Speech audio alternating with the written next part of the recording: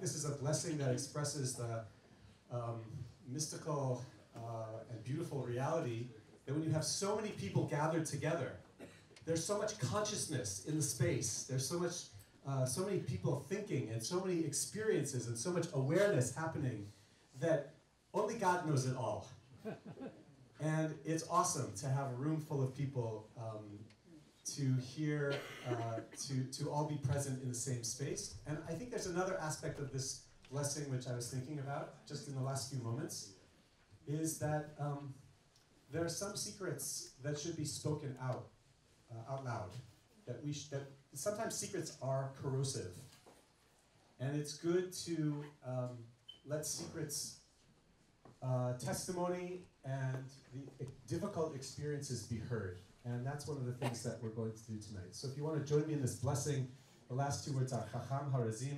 If you're Jewish, you can say the blessing. If you're not Jewish, you can say the. If you call yourself religious, you can say the. If you're a devout atheist, you can say the blessing too. Baruch atah Adonai Eloheinu melech haolam Chacham Harazim. Bless you, source of life. You know all the secrets. Amen. So once again, my name is Rabbi Andy Vogel, and I'm the rabbi at Temple Sinai, and very glad to welcome you here tonight. Tonight's evening, as you know, is with Breaking the Silence, members of Breaking the Silence who are seated next to me. And we're sponsored this evening by a number of different organizations. Very, very pleased that J Street Boston is one of the organizations that's co-sponsoring tonight. J Street Boston is part of the national movement of J Street, and J Street organizes and mobilizes pro-Israel, pro-peace Americans to promote U.S. foreign policy that supports the two-state solution and ensures Israel's future as a secure, democratic homeland of the Jewish people. And J Street, you can be involved with J Street through its work to elect a president and a Congress that reflect our values in 2020. Through all sorts of different work, through supporting candidates through J Street PAC and door knocking and phone banking. J Street also opposes illegal settlement in the settlement expansion and creeping annexation in the West Bank. Works to prevent a military conflict with Iran and supports vulnerable immigrant communities in the United States. And I'm very proud to be the rabbinic co-chair of the J Street Boston Rabbinic and Cantorial Cabinet in New England. We have over 60 rabbis and cantors who are members of that organization. Another co-sponsor tonight is the New Israel Fund, who's done great work on this. And you probably know that New Israel Fund is the preeminent engine of civil society and pro-democracy work in Israel today, and is committed to supporting Israel's human rights community, working in all sorts of different arenas: environmentalism, women's issues, LGBTQ equality, rights of Arab citizens, and is committed to building a more just and equal democratic society in Israel. And very, very glad that we're in partnership with the New Israel Fund. The other organizations who are sponsoring tonight are our friends down the street at TBZ, Temple Beth Zion, and also friends from Workman's Circle, and we want to thank them very, very much. Workers' Circle. Workers' Circle, that news hadn't traveled to me, that's good. And at Temple Sinai, we're also very, very pleased to co-sponsor. Temple Sinai's Israel Committee is co-sponsoring the event tonight, and they asked me to say this one important detail about Temple Sinai's co-sponsorship. Temple Sinai's Israel Committee recognizes the multiplicity of opinions that we have within our community about the Israeli-Palestinian conflict, and one aspect of our Israel Committee's mission is to provide lots of learning opportunities for our entire community about Israel in general and about the Israeli-Palestinian conflict in specific. And it's really in that spirit that Temple Sinai's Israel Committee co-sponsors. This is the policy that we say whenever we have a potentially controversial speaker, we say that inviting a group to speak should not be interpreted as an endorsement by Temple Sinai of that group's positions or policies or for their vision. And instead, that our practice is to invite lots of different groups across the spectrum so that we can expand our knowledge of Israel and the Israeli-Palestinian conflict. With such diversity of opinion within our own community, we strive always to be able to talk to each other, to be able to listen to each other, create an understanding community and a community of mutual respect. And we also will say this so that there's no confusion when we have, for example, the Consul General, the Israeli Consul General come and speak at Temple Sinai as well, so that no one thinks that by having a group on the right or a group on the left, that we are endorsing such a group. At the same time, I'll share with you my own personal view, which is not endorsed by Temple Sinai's Israel Committee, which is that I believe that the soldiers who are sitting before you, from whom you're going to hear tonight, are very, very brave. They are courageous individuals. I believe that they are whistleblowers, excuse me, and we know how important it is for any democratic society to have whistleblowers today, right? And it's very, very important for courageous people such as these to hold up, hold the Israeli army and Israeli society in general to be accountable and to live up to the ideal of moral behavior, which should be the standard of every country. So whistleblowers are an important feature of every democratic society and every moral society that is able to look at itself honestly. So personally, I want to thank these courageous members of Breaking the Silence for the risk that they've taken for sharing their perspectives with us this evening and throughout this tour. And I think what they're engaged in is a very important, not only a public service, but also a moral service, to be a moral voice in dedication to Israel's future as a moral compass. So let me just say briefly a word about Breaking the Silence, and then we'll give the members an opportunity to introduce themselves to you. Breaking the Silence was founded back in 2004 in the aftermath of the Second Intifada by soldiers, veterans of the 50th Battalion of the Nachal Brigade.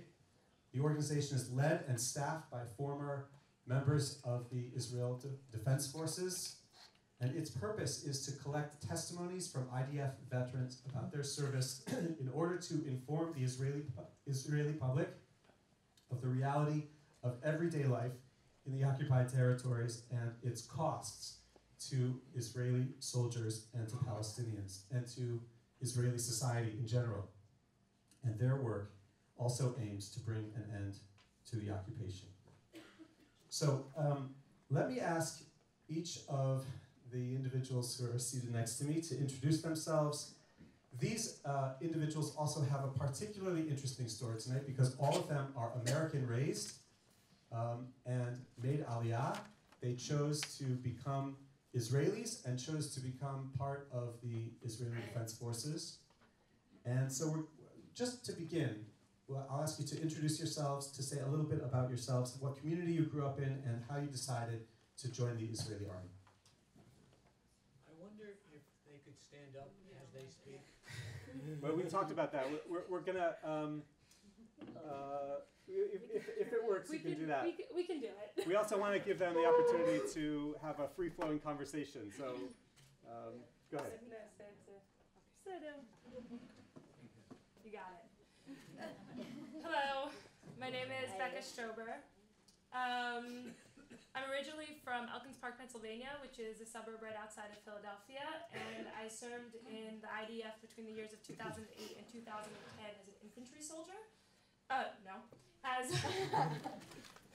As a shooting instructor for infantry soldiers. So I don't know how many of you guys have been to Israel, have been to the region, but any of you have ever seen a soldier, the gun that they're carrying, I taught them how to use it. And how did they get there? So I grew up in a very, very strongly Jewish household, and specifically in the Reform movement. I went to a Federation daycare. I spent my weekends at the synagogue. I went to Jewish camp. And when I was 17, I went on what at the time was known as EIE. Today it's called Heller High, and it's the Reform High School in Israel trip. And that was the first time that I managed to get to Israel, and I instantly fell in love. My family is from Jerusalem. We arrived to Jerusalem in 1809. Today, some of my cousins are 10th generation Jerusalemites. And the first time that I walked on the streets of Jerusalem, I thought, this is my home. And I think kind of in a contrast from what I had growing up in the American public school system, where I was learning American history, and that was very important to me as an American. But when I was in Jerusalem and I was learning Jewish history, I felt like this is my family history. And understanding how important my family history and the history of the Jewish people was, I also knew that I wanted it to be part of my future. And so when I was 17, I decided that I was going to go back to America, finish my last year of high school, and join the IDF and do what I could to defend my new country. There's this concept in a poem that some of you might know that talks about getting Israel handed to you on a silver platter. And it was very obvious to me that I was not going to be one of those people who just showed up. I was going to contribute. Hi, my name is Maya Eshra. Nice to see all of you. I am from New York, and I served in the Chatmar Zion, a base in the West Bank, for 8 months out of my service. I was in the Army for 2 years, between 2014 and 2016. So I grew up in New York with a Jewish-American mother and Israeli father. I'm not coming as much from like a very Jewish-American background. I had more Israeli-American families around me. To give you a better example, my father, he's this Israeli guy, and he would say, you know, you're Israeli, you don't have to go to Hebrew school. That's enough. But anyway, so I made Aliyah. My parents moved us when I was 15. I finished high school in Tel Aviv, and for me it wasn't, I was drafted, so I'm a little bit different from the people up here. I wasn't a lone soldier, but I did want to be in the army. I wanted to prove to my parents that I can be Israeli. I wanted to show them that I can deal with being in the army and be a strong Israeli, like, you know, we should be. And when I was doing a imunim, when I was trying out different jobs of what I can be doing in the army, they didn't realize that I'm an immigrant. And so they thought that they weren't going to give me the job I wanted to get, but I really, really wanted to be this good moral soldier, and I fought really, really hard to be a mashakitash, which is like a social worker. And so my job was to take care of the conditions of soldiers on the base that I was living on, and yeah, and I was in the army. Like all the Israelis, I did it. So yeah. Hi, my name is Eitan Berman. I was in the Nachal Infantry Brigade from 2009 until 2012. I started out as a simple soldier and moved through the ranks and became a squad commander. I grew up outside of Atlanta in the suburbs in a very Jewish community in a conservative Jewish household. And I went to Jewish schools my whole life, and I was heavily involved, as was my whole family, in the Young Judea Youth Movement, if anyone knows it, which really formed my views of Israel. I was always an avid Zionist. I always imagined myself making Aliyah, moving to Israel, getting citizenship. And when I finished high school, I went on Young Judea's Gap Year program year course and decided that I had to stay. So I flew back for a visit and came back to visit with my parents, came back to Israel with Garin Sabar, and I enlisted in the Nachal Infantry Brigade. I was really adamant about wanting to protect Israel's borders, about immersing in Israel as well. As all of you, as you may know, everyone in Israel is required to enlist, and so it really is a melting pot. And for lone soldiers from outside of the country, it really helps you to integrate into Israeli culture. So beyond my mission of wanting to defend the country, it was really also about becoming Israeli. I now live in New York. I moved there a few years ago for my wife, and I just finished my undergraduate degree at Columbia University. Hey everyone, my name is Bency Sanders. I'm from the Lower East Side. Grew up in Lower East Side of Manhattan. I grew up in an Orthodox community. And I served from 2012 to 2015 in the Nahal Reconnaissance Special Forces Unit, and I continue to serve in reserves today. I went to Israel for the first time in my life when I was 18. Graduated Modern Orthodox High School, and basically, along with 90% of my graduating class, I went to a gap year yeshiva program. And during that year, I really fell in love with Israel. And I began to appreciate the religious and historical significance of the creation of a Jewish homeland, a Jewish state. And I fell in love, and I decided that I needed to be part of it. And I wanted to make aliyah, I wanted to take on citizenship. And I knew that meant that I would have to join the IDF. And I was really excited to do that. I grew up very physically active. I was on my high school wrestling team, and I was in the Boy Scouts. I was an Eagle Scout. I am an Eagle Scout. And I knew I wanted to try out for a Special Forces unit. So after 3 years living in the country, learning Hebrew, studying in yeshiva, I joined the IDF, and I tried out and was accepted to the Nahal Reconnaissance Special Forces Unit. Good, thank you. So I'd like to ask each of our panelists just share a little bit about how they got here tonight, how they became part of breaking the silence. What silence did they break? And if you'll also tell us a little bit of your personal testimony that you've given to breaking the silence. Want to start on the other side? Yep. Okay, great. So I started my training in August 2012, and my training was 14 months long, which is just about twice as long as the regular infantry training, and it was basically half of my service. And I really, during my training, I was doing advanced navigation training as part of the reconnaissance unit, learning how to kind of maneuver behind enemy lines undetected and identify enemy forces, direct artillery fire and air force fire at targets, really defend Israel, defend Israel from a foreign enemy, and that's really kind of what I signed up for.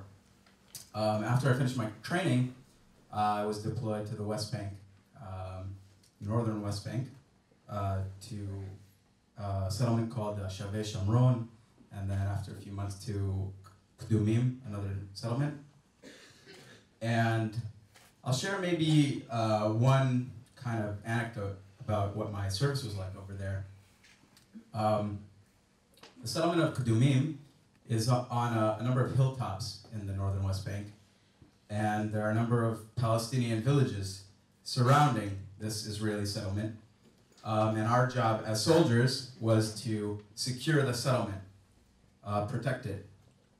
And that involved a lot of different missions, very multifaceted.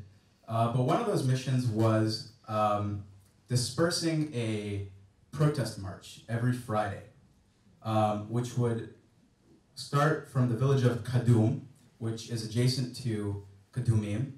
And there's a road that used to run, or it still runs, from Kadum, which is a small village, just to the west of Kadumim, and it runs east, and it goes to Nablus, or Shechem in Hebrew, which is the main Palestinian city, one of the biggest Palestinian cities, and the main one in that region. And at some point, many years before I was sent to secure the settlement there, that road was closed to Palestinians. And the Palestinians from that village were very severely affected by it. They had to do, instead of having, I think, a 15-minute drive straight to Nablus, they had to do a much wider loop around the settlement, and they, at some point, started doing a weekly protest march. And they would go to the mosque, and every Friday, and after prayers, they would begin a march with loudspeakers, and they would burn tires, make a lot of smoke. And my unit was always sent every Friday there to disperse that riot. What we called it was a disturbance of the order, hafarat seder in Hebrew. And we were sent there in riot gear with visors and shields, and we used tear gas. We used rubber-coated bullets, which we would fire at the knees of what we call the main instigators of the protest. And they would throw rocks at us, and we would try to catch them sometimes if we could. Occasionally we did. And we would never let them get out of the village. We would always meet them at the entrance to the village as they were trying to march down that road in protest, the road that was close to them, and we would always disperse the riot. And I remember one time we got an order to do an arrest mission, which is another typical mission that we did while we were there. But this was kind of unusual in that we were going to arrest 13 or 14 young men and youth from the village of Kadum on a Thursday night, the day before the protest. The idea was we're going to arrest all these young people who participated in that protest, and then that would kind of really take the wind out of their sails. And that Friday we wouldn't have to disperse it, or it would be very low energy.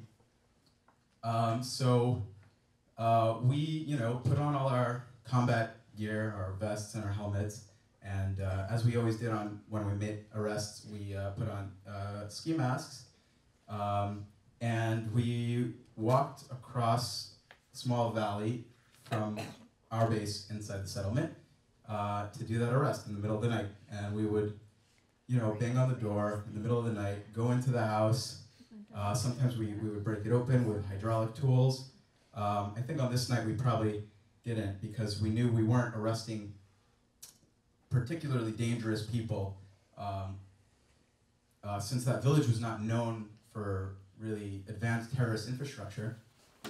And we went and we, kind of made sure that all the members of their family stayed in their room, or we gathered them, depending on the layout of the apartment. We would kind of keep them all in their room, and we would find our target, the young man that we wanted to arrest, and we would handcuff him and blindfold him with cloth, and we would take him down to an armored vehicle where he would be driven off to a detention center. Usually we would do this all the while the parents, sometimes the grandparents, were crying and kind of shouting at us, very upset that their child is being taken away. And I remember one time, in one of the houses that we went to that night, the younger brother of one of the young men we were arresting punched one of my fellow soldiers in my unit in the face. And obviously we overcame it very quickly, but it was actually one of the few times in dozens and dozens of arrests that I did during that time that we encountered any violent resistance. And so as we were leaving the village, we took obviously his brother, we got a call on the radio saying, now you gotta go back and arrest his brother, now that he punched one of our soldiers. So we went back and we arrested him as well, handcuffed and blindfolded. And unlike the other detainees who we sent on an armored vehicle, we had to walk him all the way back to our base because the car had already left. So I spent a lot of time with him that night, walking him back to the village. This, 17-year-old, young man.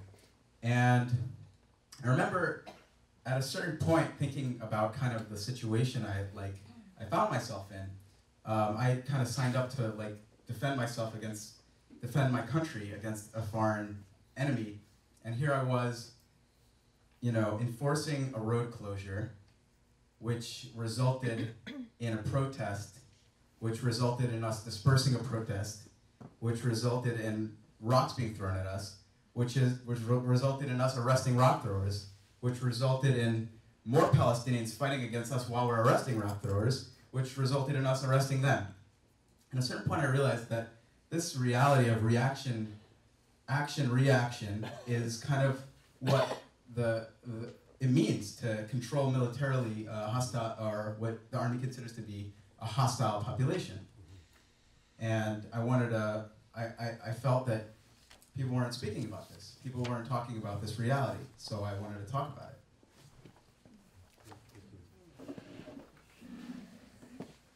There are many reasons why I broke my silence, but the following anecdote is one that's really stuck with me for the last 9.5 years since it happened. I finished my basic and advanced training, 7 months of training in the summer of 2010. Similar to Bensi, my whole training, other than 2 weeks, was focused on preparing for war in open territory. 1 week was focused on urban warfare, but in wartime, and 1 week was dedicated to policing the Palestinians in the West Bank. Shortly after I finished my training, immediately rather, we were deployed to we were deployed to south of the city of Nablus, the same city that Bensi was talking about, one of the largest cities, Palestinian cities in the West Bank. And part of my missions were to run checkpoints, patrol villages by armored vehicle or by foot in full military gear with bulletproof vests. This particular story, I happened to be guarding in a guard tower within the base, within Khatmal Shomron, the central base for the Shomron Brigade. When I finished my shift, one of my commanders came up to me and said, "We have to go pick up a detainee from the checkpoint." Checkpoint's only a 10-minute walk away, so we start walking over there, myself, my commander, and one other soldier.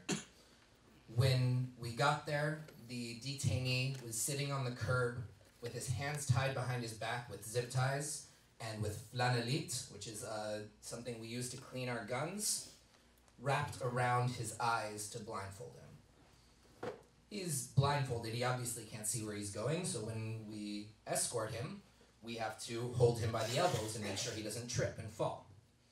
Our commander is leading the way back to the base while we escort him by the elbows. Within the base, there is a detention center. That's where we were bringing him. When we got to the detention center, there were about 8 soldiers that I didn't recognize waiting for us. They grabbed him from my hands, threw him to the ground, and started kicking him for a good few minutes, kicking him in the head, kicking him in the stomach, kicking him in the back, in the legs, everywhere, just from all sides. I was in shock. And I asked them, "Why are you doing this?" And they gave me a nonsensical answer that I knew couldn't have possibly been true. In all likelihood, they had no idea who this detainee was, and they were just waiting outside. They heard that someone was detained, and they were waiting outside to beat someone up. While this was happening, not only was I watching, my commander was also watching, and he didn't say anything. So I felt that beyond what I had already said, I couldn't speak up. And there was a military police officer who was in charge of the detention center. He was watching this whole thing. We were right outside the fence. He was watching this whole thing from right inside the fence while smoking a cigarette. As soon as they were done kicking him, the military police officer flicked his cigarette, came, gathered him, brought him into the detention center. I don't know whatever happened to that guy. He was maybe at the oldest in his early 20s. I never saw him again. I never heard about anything again.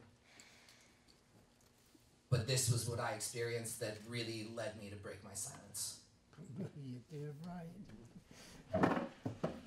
So, unlike these guys, I was never in the field. I wasn't a fighter. I was supposed to be the moral soldier, working with soldiers, giving them better living conditions. But other than doing my daily job, I would also always see, I was in Khatmal Zion, a base right next to Gush Etzion in the West Bank, and so we had a detention center in our base. And that meant that I was on a daily basis seeing soldiers walking in with Palestinians between the ages of, I couldn't tell you the ages, but boys as tall as this, like just a little taller than like you are sitting, and men. And I would see them walking through the base with their arms tied behind their back and the fabric around their eyes. And I never thought much about it. I didn't know what they did, and I wasn't taught to question such things. But we had the detention center in my base, and I was closing the weekend, which means that I was doing kitchen duty, and we had a few hours off. And my friend and I, we were saying, let's go to the detention center. Let's see what it's all about. Like this space where there are Palestinians living and being detained was a 2-minute walk from where we were sleeping. And so why not go see what's going on? So we walk in there, and we see these 2 guards. They're just hanging out, and we ask them if we can go in. No problem. You can do whatever you want. And so we walk in, and there's a space that's probably like about half the size of this, or maybe smaller. It's gray, it's cold, it's unlivable, it's smelly, and there are something like 4 large metal doors on each side of the building, and with a little opening right at right in this kind of spot, basically where you can put your eyes, and we would see, I could see some eyes and hands of the Palestinians, the detainees, and I heard them asking for a akamol, which is like Advil, and the guards were kind of playing around. They kind of showed us around, like it's their kingdom. They showed us how they showed us their batons and how they beat up the detainees if they try to get out or make a move. They showed us the cell, a cell where the guys would be staying, and I had basic training for like 3 months in the beginning of my service, and I was living with something like 16 girls in a room that was like livable. These guys were probably living, maybe 20 men, boys, in a very, very, very small space, bunk beds with very, very small mattresses, and it was just alapanim. Like I just couldn't believe what I was seeing. At the time, now I say I couldn't believe what I was seeing at the time. This isn't what led me to break my silence. For me, I was just kind of walking in a place. When I was in there, I wasn't thinking about them. I just thought, these guys, they're seeing my face. I need to make sure that they don't see my face. What if they try to remember who I am? I can only see them as terrorists. I didn't have any more any deeper understanding of who a Palestinian is, what they can be. What really caused me to start questioning and thinking about my place, and whether I can be a moral soldier in an IDF that occupies a people, was when I was sitting in the cafeteria, and the guards, they would give the leftover food to the Palestinian detainees, and one day, the guys working in the kitchen dropped some food on the floor, a bunch of food on the floor, and the guards were just coming in to take the food for the detainees, and they picked up the food and from the floor, put it in the buckets or the trays, and they were just like, serve that to the Palestinians, to the detainees, and that was the first time I thought, okay, something's wrong, but I was afraid to say anything, yeah.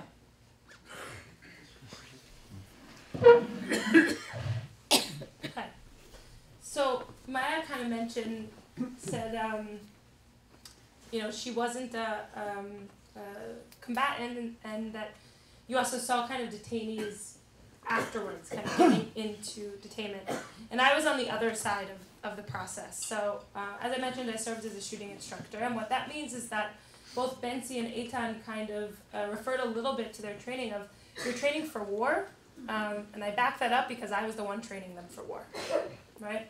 And so you work with infantry soldiers, and almost every infantry soldier at some point will enter occupied territory, but the training that we are giving them is training them for war and warlike situations. So training them to shoot from very far distances, right? 100 meters, 300 meters if they're sharpshooters, right?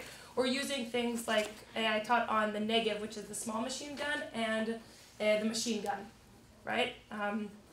And those are not exact weapons, right? They're supposed to be used for open fields to kind of clear out the area.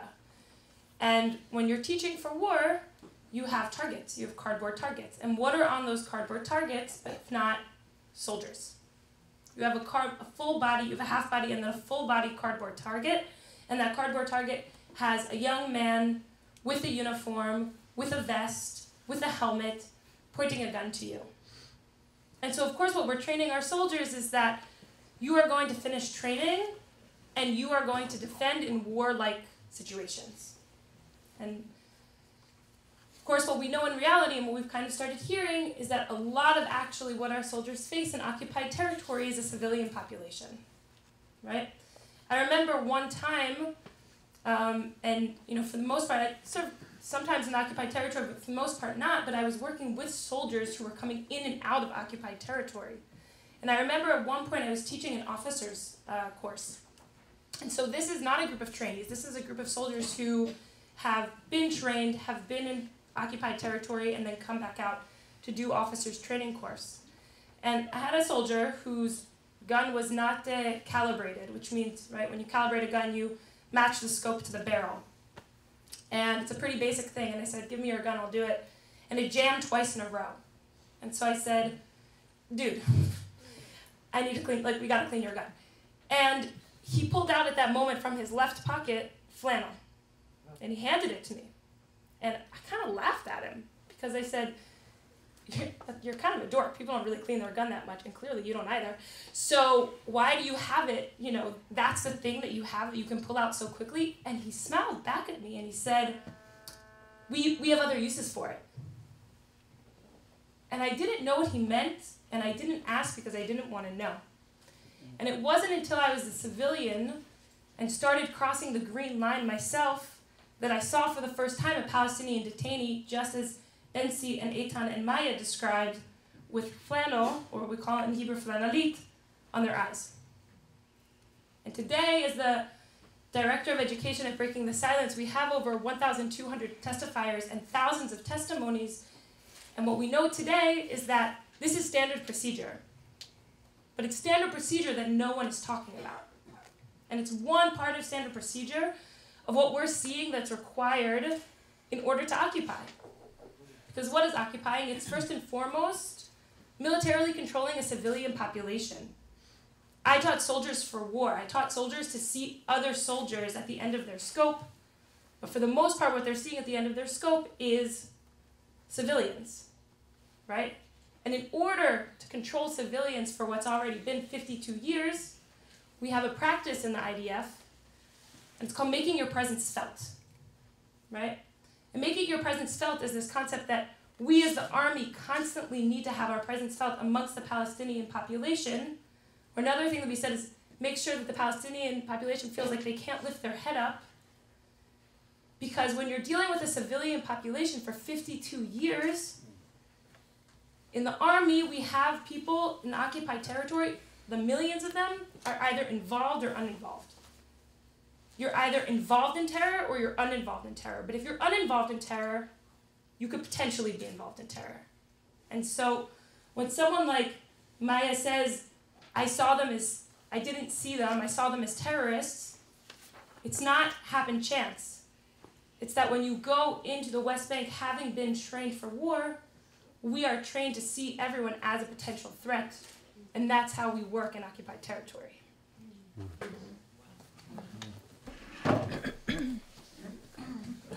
So first of all, thank you to each of you for sharing your perspectives with us and your stories. I wonder if you could tell us, just so that we could get a little bit of a sense of the broader scope of Breaking the Silence. You said there have been 1,200 soldiers who've given testimony to Breaking the Silence. Are these stories typical of what the type of, we heard a number of different things. Benzi, you spoke sort of about the bigger picture, like this, your one experience on the road leads to a chain of events, and your involvement in the chain of events is deeply disturbing. And Eitan, for example, you spoke about one particular incident in which you played some role. So I'm wondering if you could give us a sense. Is this what's typical? What happens once you give your testimony to breaking the silence? What happened in, maybe if you just, I'll just, in the interest of time, ask just one of you to speak. What happens since you've given your testimony?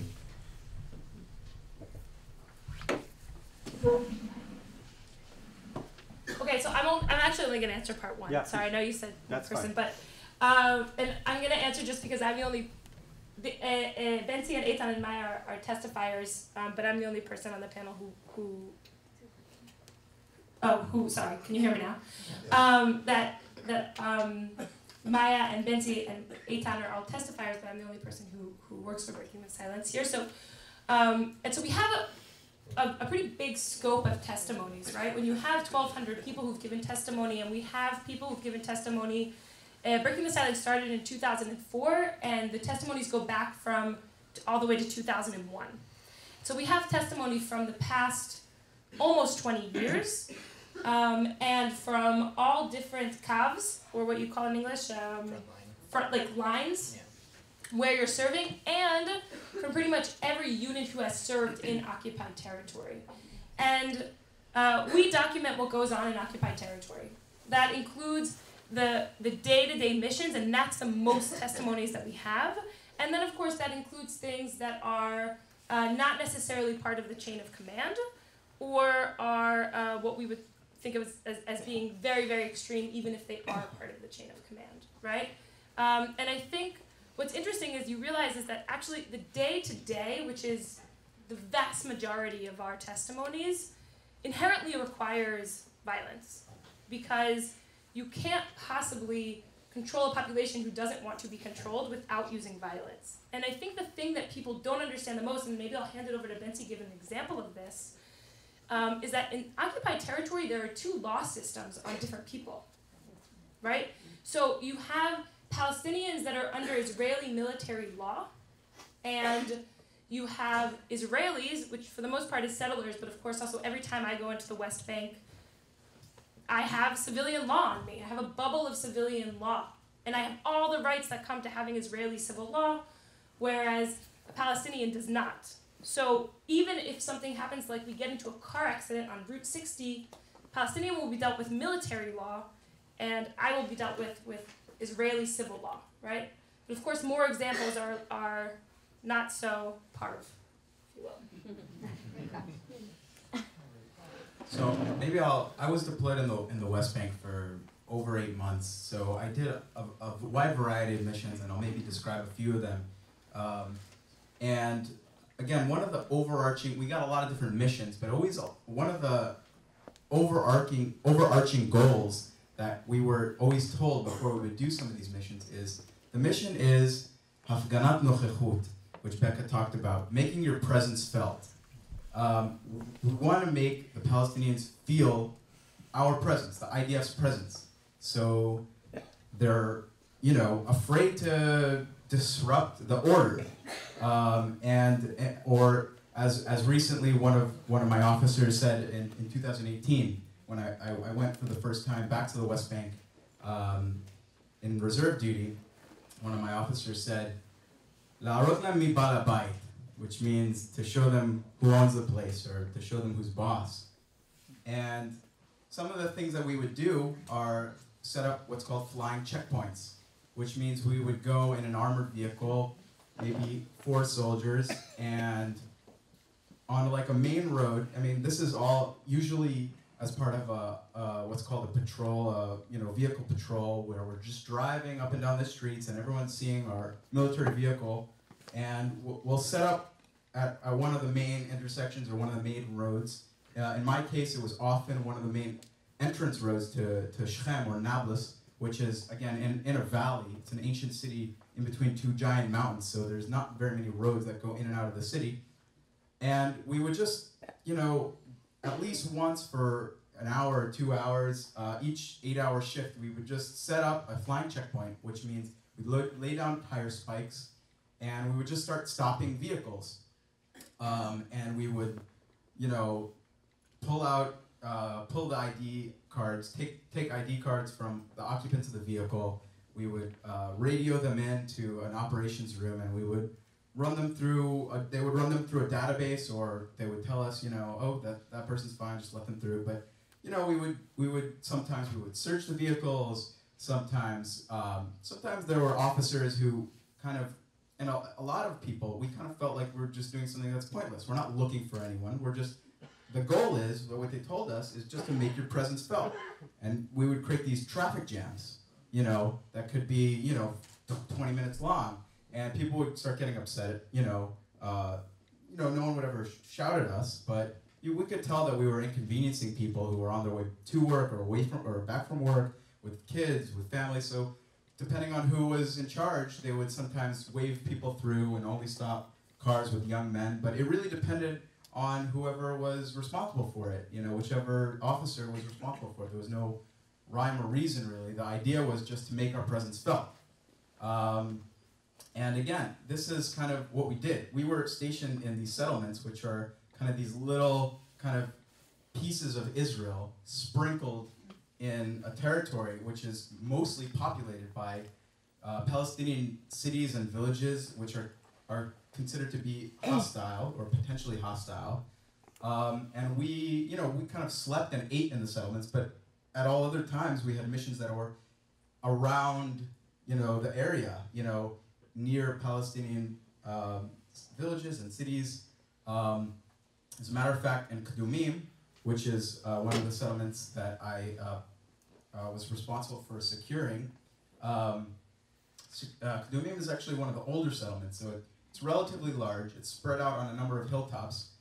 There's actually one of the more controversial right-wing members of Knesset, Bezalel Smotrich, lives in this settlement, and they don't have a fence around the settlement. It's really spread out on a bunch of different hilltops, and there are 5 Palestinian villages kind of adjacent to it, but there's no fence that separates them, which makes our job a lot more difficult. And the way that they secure the settlement is through a network of cameras that are constantly being watched, generally by private security contractors located inside the settlement. And they're on the same radio frequency as us. And if ever Palestinian villagers walk or, beyond a certain point that, they know, because it's their job, and they get too close to the settlement, they call us, and we, have a, rapid response team that is always sent out in our armored vehicle, fully, with all our equipment, and we go out and we kind of try to intercept them, if you will. And one time we got such a alert that 2 Palestinians were coming from the same village of Kadum that I spoke about earlier, and we were sent out to meet them and to stop them because they had crossed beyond some kind of red line. Obviously not an actual physical line, but an imaginary kind of line. And we went out and we rushed over there as quickly as we could. We got out of our vehicle. It was, I think, kind of a spring afternoon, pretty hot out that time of year. So we kind of ran through these olive groves to get to these 2 Palestinians that we were being directed to. And we got there and we found this man and woman, looked like a couple, maybe in their 50s, kind of like my parents' age. And they were kind of hunched over a bush picking leaves, filling up bags with leaves. And we asked them, "What are you doing here?" And they said, we're picking these leaves. We need to cook with them for dinner. We just need a few more minutes, and then we'll leave." So we radioed back, and the woman in the operations room was adamant. She said, "They're not allowed to be there. Get them out of there. If they don't leave immediately, you have to arrest them." And we didn't really, have any choice at that point. They were begging with us, and we were kind of didn't know what to do. But ultimately, the woman on the radio kept telling us, you have to get them out of there. You have to, if they don't leave, you have to arrest them. And ultimately, that's what we did. We forced them to leave under threat of arrest. And, this is kind of, what the kind of friction that's created by making our presence felt. And, the wide kind of ripple effects that you maybe don't see from like just a picture or a map. But the IDF is active and making its presence felt at all times, or in and around Palestinian villages, in between settlements and Palestinian villages, and that's what it's like in the occupied territories. So I wonder if you could tell us, what's your response to people who say, okay, what's the big deal? Like, okay, so there's like some food that fell on the floor, you're in a war zone, okay, so you pick up the food and you give it to, these are prisoners, or, what's the big deal about, Betsy, about, telling Palestinians that they can't be near this particular, why do you, I wonder if you could explain to us why you each feel so much responsibility to speak out. Like, why is this so important? It's important to be a Jew. So, when I served, one day when I was really sick on my base, I went to the clinic and to get some pills. I wanted to get a few days off. And there was a long line, and I was waiting in the line, it was almost my turn to go see the doctor. But then this big, very intimidating officer called the Rassar, who's in charge of the discipline of soldiers on the base, he walks in with this young Palestinian boy. He could be 6, 7, 8, 9, or 10. And I understand that, while I'm sitting down, this is also the first Palestinian I've ever been close to, I've ever looked at face to face. That being said, he couldn't see me. This is the little kid with the flanelite, the fabric around his eyes, and his hands tied behind his back, an 8-year-old or 7-year-old. And I understand that he's gonna have to be sent to the doctor before me, so I understand. I'm obviously go in front of me, and I'm thinking, okay, this kid, if he's gonna be going into the detention center, then that means that he has to be checked. Some type of medical, they have to do some type of an examination if he's going in there. And I think, okay, it's gonna take some time, but that's fine. And they go in, 2 minutes later, they walk out. And, what's going on? There's this little kid, who knows what he could have done. He could have been a rock thrower. He could have forgotten his ID at home. They could have just taken him from the street, or, how is he like a militant of Hamas? What can he be doing that they really need to be arresting this kid? They have to take him from who knows where, and think about his mother, her child is in the hands of the occupiers. So I think that's enough, to understand why I think that this is important. Yeah. Thank you. So the anecdote that I told you all earlier seems like an extreme scenario. It's something that happens just about every day, as we know from testimonies. But besides that, the day-to-day is just as bad in some ways as the extreme examples that we see. Just like Bensi, the orders that I received were often, the reason for this mission, for this patrol, is to make our presence felt. I would go on a patrol through the village of Huara, which is it's a Palestinian village just south of Nablus, on the main road, and we would walk along in full gear, in bulletproof vests. We would go into apartment buildings, go up to the roof of those apartment buildings, and watch, and make sure everyone in the town could see us. I worked in checkpoints, and in the checkpoints, you feel, whether you want to be a moral soldier or not, you feel a sense of power over the people who are coming through these checkpoints. And even I, who really wanted to treat people with respect, ended up getting roped into games that we would play. We would stop random and targeted, we would have random and targeted stops at the checkpoint. And this one day we just decided to play a game and stop everyone we wanted and ask them random questions while they look at us afraid. Just because we wanted to. We had that power. And it's an unsustainable situation. We can't keep going day to day oppressing other people.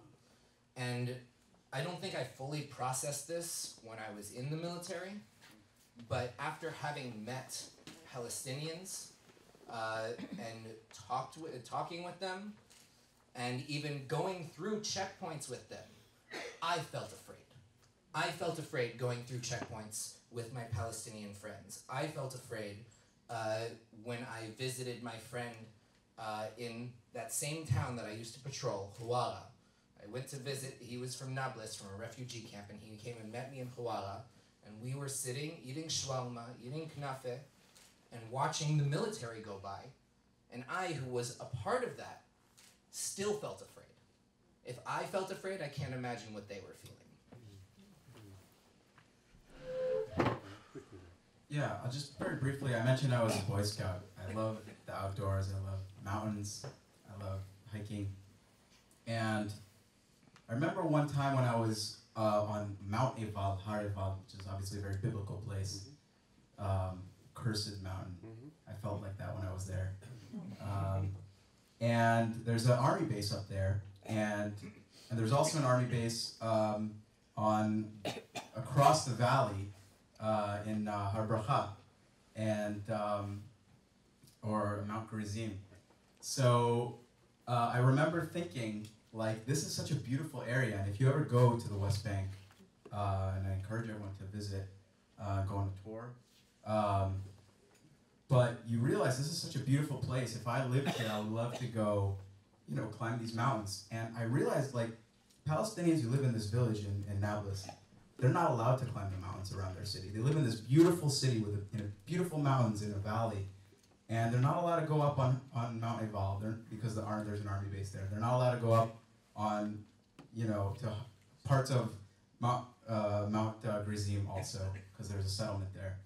And it's just like they're trapped. They're trapped in these little enclaves of Palestinian,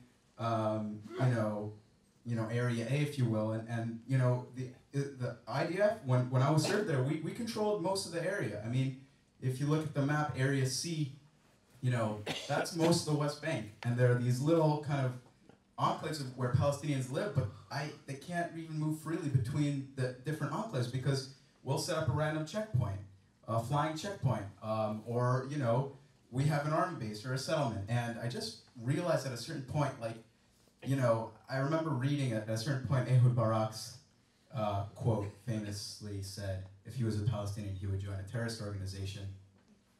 And I don't know if that's exactly how I feel, but certainly as a Zionist, as someone who was moved enough by his Jewish identity and a sense of Jewish nationhood to fight for self-determination for my people, I understand how a Palestinian would want to fight for their self-determination.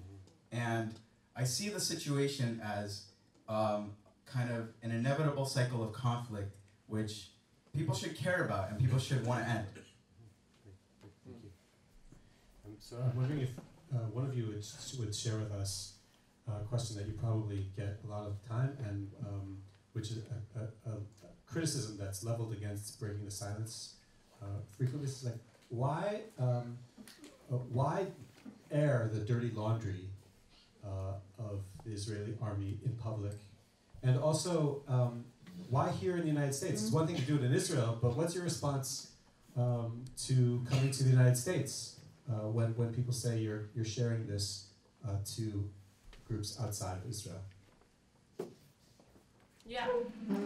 So this is absolutely a critique that that we hear, and I think it's interesting. People, you know, a lot of Israelis join the army. Not necessarily actually most Israelis, but a lot of Israelis join the army. And so there's this feeling that because we all served, we all know what happens in occupied territory. But in actuality, a lot of people in Israel don't serve. Palestinian citizens of Israel don't serve. Ultra-Orthodox don't serve. Religious women don't serve. People don't serve for economic reasons. And then those who do serve, a very small percentage actually make it to occupied territory. And so what we have is what I call an open secret. Because you can go to the West Bank, and here's my plug. If you haven't been with us to Hebron yet, please do come the next time you're in the region. And you can look on YouTube, and you can see our soldiers, just like us, entering houses. You can see checkpoints. Everything we talked about today, you can see. And yet it's a secret because people don't want to talk about it. And so our education system in Israel doesn't educate towards it. Our media does not talk about it. And so what we don't have is a discourse. And, you know, what we are is the soldiers who were sent by our government to uphold a policy that it decided upon. And that policy is occupation. We have a policy of deciding to continue to control millions of people, right? And so we're not talking really about the army. What we're talking about is this policy that we're the ones who are sent to do. And what I think is really interesting is that a lot of times our society sends us, and why here? Because the American Jewish community also certainly supports it. There are more lone soldiers serving from America, from the United States than any other country. But then when we actually go and do it, people don't want to hear what we have to say after we've been there. And that's a problem. And we hear a lot, I get that you want to have this conversation, but why air your dirty laundry outside? And I respond, why have dirty laundry? and I'll add to that, that it is a very difficult conversation to have, because what we are saying is you are sending us to serve. We are putting a mirror in front of society and saying, this is who we are. But it's not who we have to be. And so we have to be having this conversation. We have to be fighting the occupation. We can't both be a democratic society and have a military dictatorship over millions of people. And as the soldiers who are doing it every single day, we know that. And so we are not critiquing the military. What we are doing is we are critiquing the policy who created it. We are critiquing the government, and we are demanding of the government as soldiers who are sent to do it, fix this. We don't want to be controlling millions of people. It's not about being a moral or an immoral soldier. There is no way to morally carry out an immoral mission. And we didn't choose the mission. And specifically, why come and speak about it as lone soldiers who grew up in North America, back in communities, and I think I grew up in a community very, very similar to this one, if I may say so. You know, I remember walking into my synagogue once when I was in service. My dad dragged me there. And there were maybe about 50 people in my synagogue, and every single person shook my hand. But not a single person actually wanted to know what I was doing. And that's a problem. And it's not just a problem of Israeli society, it's also a reality in the American Jewish community, right? I think it sounds, I'm like seeing the nods, I think there's a lot of support here tonight, which I'm really, really grateful for, but it's not enough because the American government is using the American Jewish community to continue its support for the occupation. And American Jewish institutions are absolutely supporting the occupation. And we're supporting it with our money, and we're supporting it with our narratives. I went to a Jewish camp where I climbed on the wall of Israel with no green line. The first time I saw the green line and understood what it was, I was 17 years old. That's too old. And we're sending our kids. And so people want to say, why air your dirty laundry outside? Why air it to the American Jewish community? The American Jewish community absolutely has a place and a responsibility in this discourse. And we also get the critique, why air it even farther outside? Why air it internationally at all? To that I say, every time you send us into occupied territory, we're in international territory. This is not an internal Israeli conversation, and I refuse to keep it inside, because every time we keep it inside, there's one group that it's benefiting, and it's those that continue want to occupying and want to move towards annexation, and we don't accept that.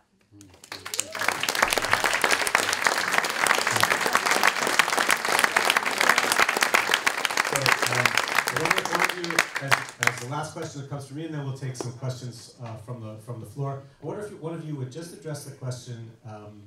What do you say? We often hear the line very frequently that Israel has the most moral army in the world. So I'm wondering, what's your response to hearing that? And then we'll take some questions from the floor. Sure. I have a very short answer to that. It's propaganda. It's propaganda. In my opinion, this is me speaking for myself. I was also told my whole life that Israel has the most moral army in the world, and I was given all of these reasons. And I was given all of these reasons that Israel is the most moral army in the world. And not one of those reasons dealt with occupation. And the reality that I saw on the ground was not moral. There's no way to call that moral. So I don't think it is. All right, thank you. All right. Sorry. Kitzur, the army is a tool. The army is a weapon. The army doesn't make decisions about what mission it carries out. It carries out the missions that it's given. And if the mission is immoral, it doesn't matter how moral of a weapon you are, it's how the weapon is used. And that's kind of how I felt as a soldier being sent on a mission that I felt was immoral. We could be very well the most moral army in the world. I didn't serve any other armies. But the mission that I was given, it was immoral, yet. Yeah. All right, great. Okay. Okay, so thank you very much. Let's take a few questions, and again, if you'll, that's good. We deserve that, and there's still more to come. So let's, if you'll, unfortunately, we only have one. I'm going to play Oprah here because we only have one microphone. So if you'll please say your name, stand up, and then, and also, just a few ground rules about asking questions. We want to hear from our panelists tonight. So I'm going to ask that when you give your question, please make it a question, not a statement. Just out of respect to everyone who's here, we're going to ask that people, a question ends with a question mark. And if we'll ask you to please adhere to that and not to share with us your own lengthy, op-ed article. Okay, so please. I have a loud voice, so I still need this. Okay, I just have a question, that sort of a clarification. You said that you got orders from the private security in the settlers telling you that you had to arrest, and I was wondering why civilians are giving orders to soldiers and telling them what to do. Cindy. Hi, Cindy. So it was my story, so I'll just give a brief answer. Basically, the way the military, the IDF is deployed in the West Bank is that units are sent to areas they rotate throughout areas and borders. I mean, the IDF is sent to the Golan and Lebanon, Jordanian, Egyptian, Gaza. They rotate. They never spend too much time in one area. And basically, there's kind of a settlement security infrastructure. There are settlers who get grants from the defense ministry to have their own kind of internal security mechanisms and their own private contractors, and they don't rotate. They stay there. So when IDF units rotate in and out of areas, even though technically my officers are it's our responsibility. We're the sovereign kind of governing force, if you will. We kind of defer to the expertise of the security workers and the local settler security mechanisms that are in place because they're much more familiar with the territory. And it's basically they work hand in hand. I know that there are Breaking the Sense has collected a lot of testimonies about this issue, and I think we even have booklets here. The High Command. Called the High Command that have many more testimonies about this phenomenon. But basically, the short answer is we defer oftentimes to the expertise of the private settler security, even though technically, they obey our orders. So there's deep coordination between the settlers and the army. Okay, good, thank you. Barry, please. So, thank you for having the courage to break the silence, and thank you for coming here in the United States to express why you're doing it. I'm curious how your fellow soldiers, or people who are now Israeli soldiers, as well as the people, general population in Israel, treat you or your other comrades who break the silence. Great, thank you. Good question. Who wants to address this?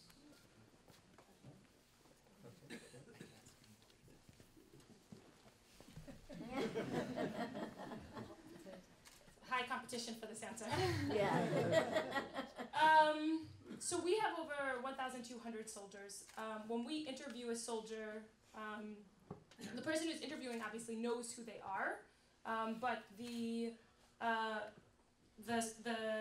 testimonies are published anonymously.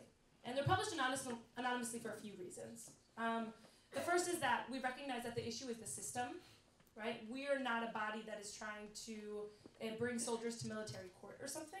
We are trying to show that the system is in essence flawed and that we have to change the policy. But of course, I think anyone who is kind of up to date on what's going on with Israeli politics is recognizing how difficult it is to speak out these days. And speaking out has never been an easy thing. I think kind of speaking a truth that does not reflect well on our society is very, very difficult. But more recently, I would say that this has been turned a notch up. And this has been turned up a notch because we basically have one state right now, and we have two systems within it. We have a flawed democracy, we have a military dictatorship. The democracy is flawed because we have a military dictatorship. And if at one point it was enough to control Palestinians, now that we have a much more right-wing government, every government from left to right has supported occupation since 1967, but now that we also have a much more right-wing government that is interested also in annexation and pushing it forward, you realize that, or they realize, it's not enough to just control Palestinians, you also have to stifle people speaking out within our own society. And this is why we have seen a lot of attacks specifically on civil society, and especially, though not exclusively, on breaking the silence and on activists who speak out. Because they know that they cannot move forward with annexation unless the people agree with it. And when soldiers such as ourselves speak out against what we are being sent to do in occupied territory and what we do in occupied territory, it makes it much more difficult for them. That's why I think every single one of our 1,200, or it's actually a bit more than that, testifiers are incredibly brave and are doing the work that is needed to do to continue to have a democracy. Because while we're sitting here having this conversation, we have politicians who have a lot of power who are pushing towards annexation. And this conversation is no longer a conversation just about us as soldiers in the occupied territory indefinitely having a military occupation. It's also about annexation. When we're talking about annexation, we're talking about putting civil law on the West Bank, but giving no civil rights to Palestinians. And that's apartheid. So what about, just to push you a little bit more on the question, which is, what about the pressure from other soldiers or other... Yeah, we get pressure. Oh, them. Do you want to answer? Yeah. I'll just say briefly that, again, a lot of the soldiers in my unit, I mean, if there were other testifiers from my unit, I wouldn't even know, and I wouldn't be able to share because they're mostly anonymous. But I'll say that, a lot of us felt like, what are we doing here when we were serving there? Not everyone, obviously, but I would say, I'll speak just for my friends in my team, that I would say most of them have opinions that are more anti-occupation than they did when they started their service. I'm going to add very briefly, I expected to get a lot of backlash as soon as my name was put out there in the world on this tour. And pleasantly, I was surprised that a lot of people, not people who served with me, but other Israelis who did serve, including officers, reached out to me.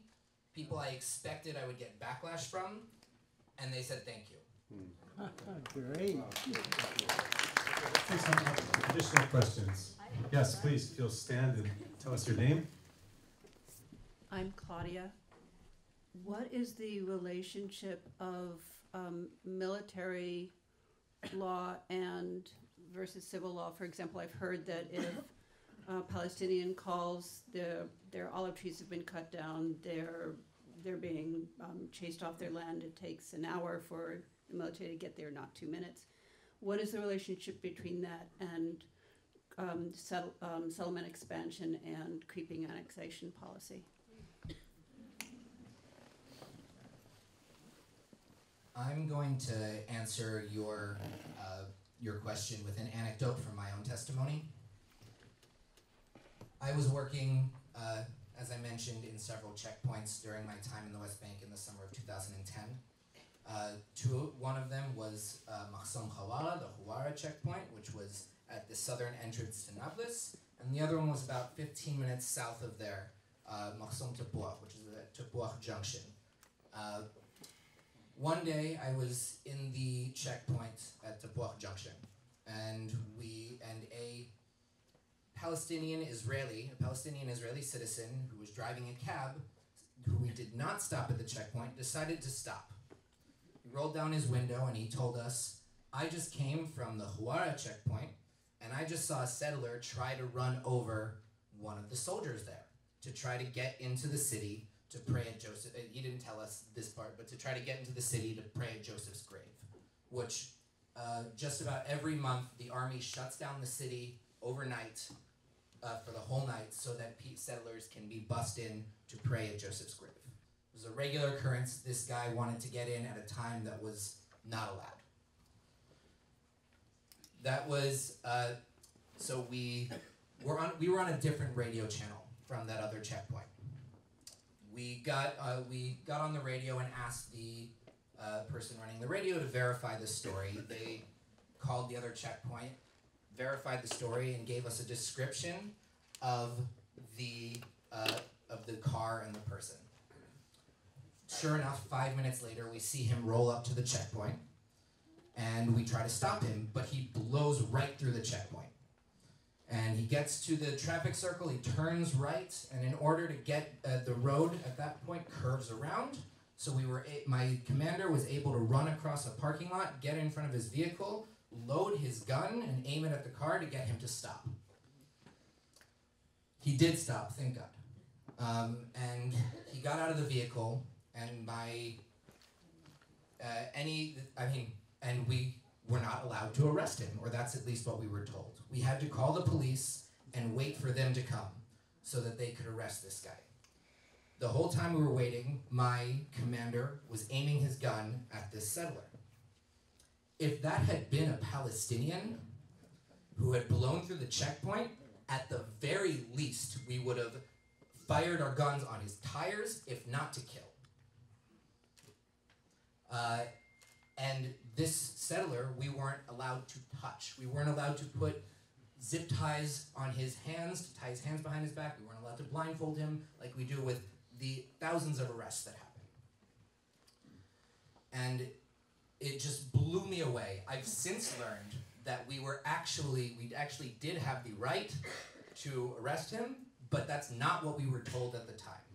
That's not what we were told at any point in my service in the West Bank. And aiming a gun at a settler gets soldiers in so much trouble. I'm surprised we didn't get in trouble that time. Thank you. We're watching the clock. Dan in the back.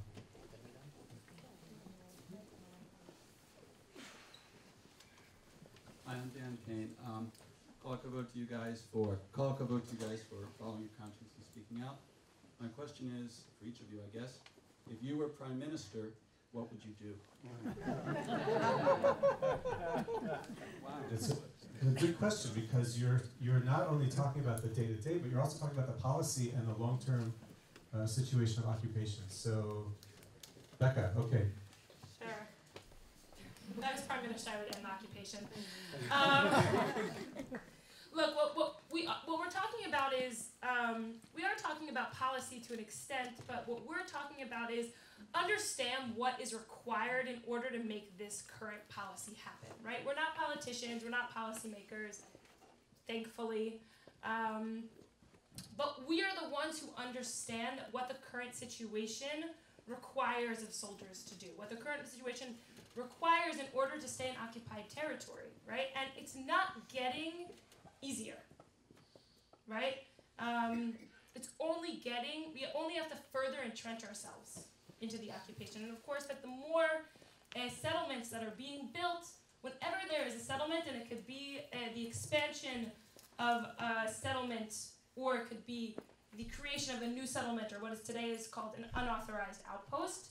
It doesn't matter that it's unauthorized, there will be soldiers there guarding it. And those soldiers will then be enforcing law, military law, on Palestinians who live near there, right? So Bentzi's story of the Palestinians who came to pick leaves, there just will be more and more and more of that. If I was the prime minister, I would recognize we are absolutely not going to be able to come to a peaceful end to this conflict without first ending the occupation. And there I make a differentiation, right? You were talking about the Israel group at the synagogue. Talk about the Israeli-Palestinian conflict. The Israeli-Palestinian conflict is long, and it has a lot of parts to it, but we're talking specifically about one aspect of it, which started in 1967, and that's our military occupation, right? So I'm not a politician, and I can't predict the future. I don't know that when we end the occupation, what the next step will be. But I know that we're not going to have a peaceful future without first ending the occupation. I can bring it back very much to our testimonies, right? We have a testimony of someone in the civil administration. The civil administration is a military body responsible for facilitating civilian life in the occupied territories, right? They give work permits, they give building permits, and they give someone even in Gaza, right? A baby is born in Gaza, the civil administration registers their birth.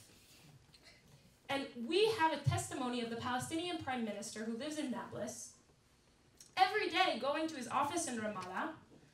And so the civil administration has to coordinate with soldiers on the ground to make sure that when a soldier like Bentzi opens up a checkpoint, they're not stopping the Palestinian prime minister and his envoy. And of course that happens, right? It happens, and every time it happens, it's a diplomatic crisis. I think what we need to realize, and this is why putting pressure on the situation is so important, because a lot of times we talk about this peace process, but what you understand as a soldier is that what we're talking about is if I was the Israeli prime minister, me coming to the table with someone my 18-year-old soldier can stop on the way to this meeting. And that is a system that we have to change. We'll take one more question. Yeah, please. Hi, I'm Myron. I know there's a lot of argument in the Israeli media about American Jews who are into occupation acting on the ground or protesting in Israel, pros and cons. And I know it's a very, very complicated situation, but you're in a unique position about both being Israelis but having the American background to understand better what should American Jews do that could be effective at supporting ending the occupation.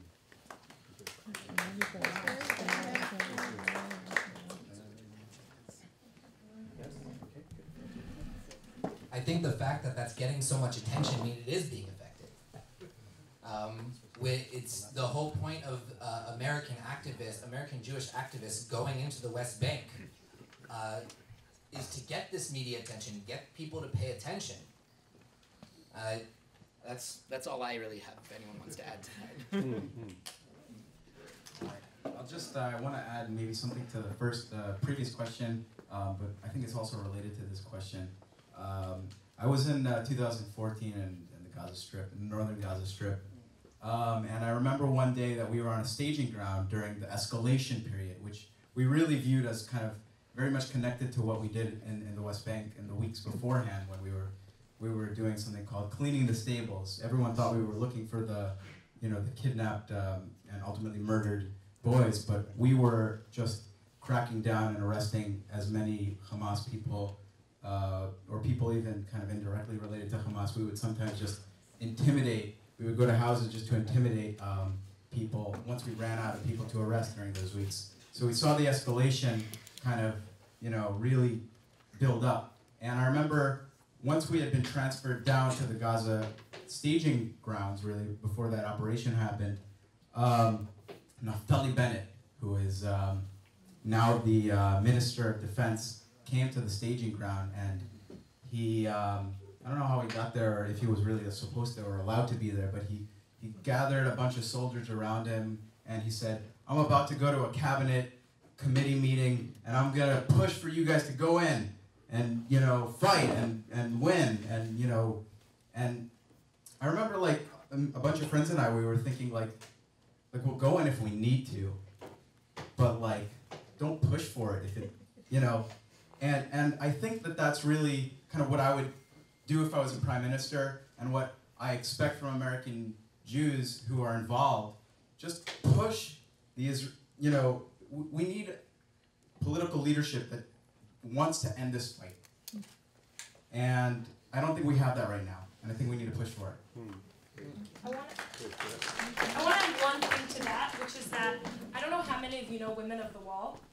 I think they're amazing, and they are proof that when American Jewry cares about an issue that affects them in Israel, you make your voices heard. You make your voices loud, and there are campaigns, and it's a successful campaign. Do that with occupation. There's more than one wall you should be caring about in the region.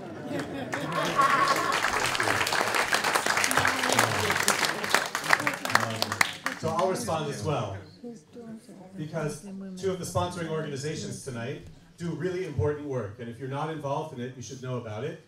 J Street and the New Israel Fund. The New Israel Fund is deeply engaged in making sure that Israel is a place that lives up to the values that we have for it. Values of pluralism and tolerance, of making sure that Israel remains a democracy, of talking about human rights and being engaged in human rights and civil rights. And if you're not a New Israel Fund supporter, you should be a New Israel Fund supporter. Okay, that's number one. Number two is J Street. And J Street, I'm very pleased to, as I said earlier, be the co-chair of the Rabbinic Cabinet of J Street Boston, New England. We have ways to be involved. J Street is involved, and you can be involved with J Street in making sure that your elected representatives in Congress are actively speaking out and taking action on the Israeli-Palestinian conflict and not staying silent. We might think that we have some really important candidates who come from around here, you may have heard. Now is the time to reach out to them. We have a Senate race that's really heating up here. It's time to make sure that the Israeli-Palestinian conflict is on the agenda. In addition to that, J Street is engaged in races all around the country, and you can be involved with that. I see Nancy Buck is, Nancy, if you'll raise your hand.